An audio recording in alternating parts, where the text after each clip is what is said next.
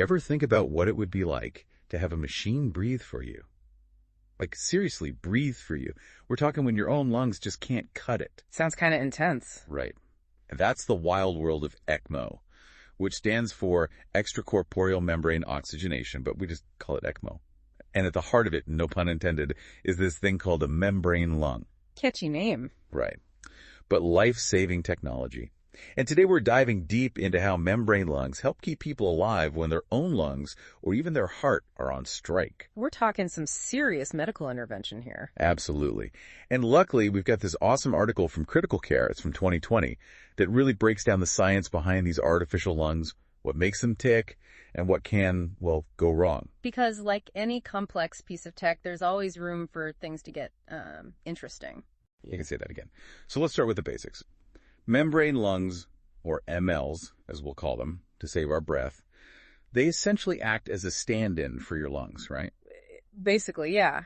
Think of it as a temporary external lung doing the job of oxygen in, carbon dioxide out, while the body hopefully does its thing and recovers. Okay, so they're like a mechanical breather. Sounds pretty straightforward, but this article hints that it's not as simple as just plugging it in and pressing go. Not quite. See, the human body, it's incredible knowing what's supposed to be there and what isn't. And these MLs, well, they kind of set off some alarm bells. Meaning? The article talks about inflammatory and coagulation pathways, basically. The body's defense system sees this foreign object and tries to fight it off. So like, hold up, what is this thing? Exactly. Think of it like getting a splinter, your body reacts, right? Same idea here. The ML is trying to help, but the body can trigger things like blood clots forming on its surface. And blood clots, those are bad, right? Like Yeah. always bad. Yeah, not great in this scenario. The article uses the technical term thrombus formation, but it also talks about fibrinolysis, which is when those clots break down, and then leukocyte activation. Basically, it's a whole cascade of the body's defenses kicking into overdrive. So it's like a biological tug of war, with the ML trying to do its job and the body saying, not so fast. Exactly. Imagine the ML like a filter. All this activity can clog it up, making it less effective. And that's when you get what they call membrane lung dysfunction. Which I'm guessing is not what we want. So, okay, things can go wrong. But how do doctors know when to intervene? What are the signs that an ML is having a rough go of it? So we've got these MLs working hard, but like you said, they're not perfect. They can run into problems, and it makes you wonder, how do doctors even know when an ML is struggling? Is there like a warning light that flashes or something? If only it were that simple. It's a little more nuanced than a flashing light, but it is a bit like detective work.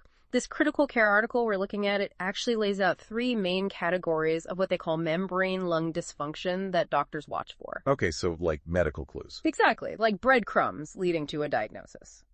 The first category is hematologic abnormalities, which sounds very official and maybe a little intimidating, but really it just means they're looking at what's going on with the blood. Right. Because we were talking about how the body can kind of freak out a little with this foreign object in it. Exactly. That whole reaction thing, it can actually mess with the blood's ability to clot properly, and it can even lead to blood cells breaking down. The article mentions terms like ECMO coagulopathy and circuit-related hemolysis.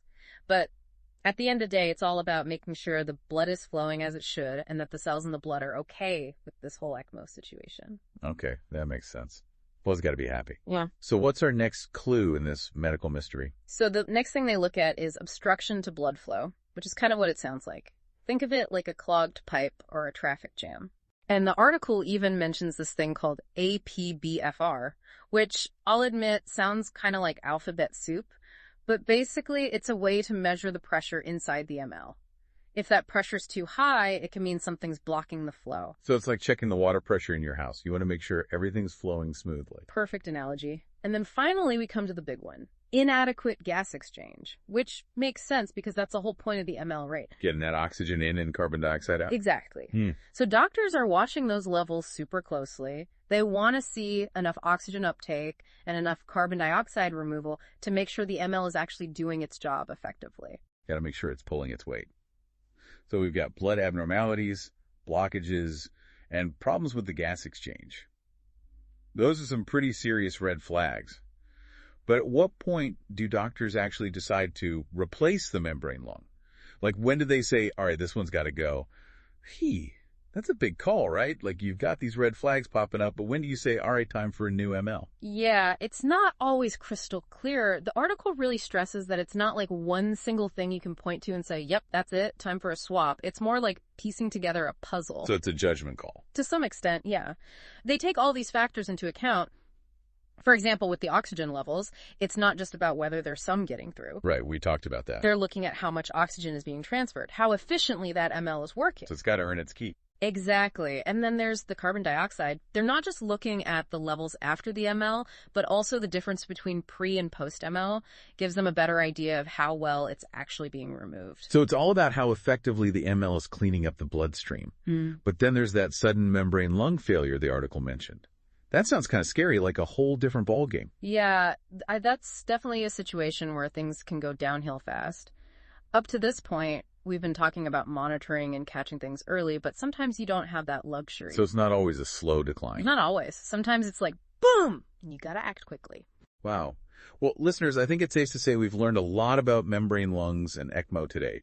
These things are incredible, like truly life-saving when someone's own lungs or heart need a break. But it's definitely not as simple as plug and play. Not at all.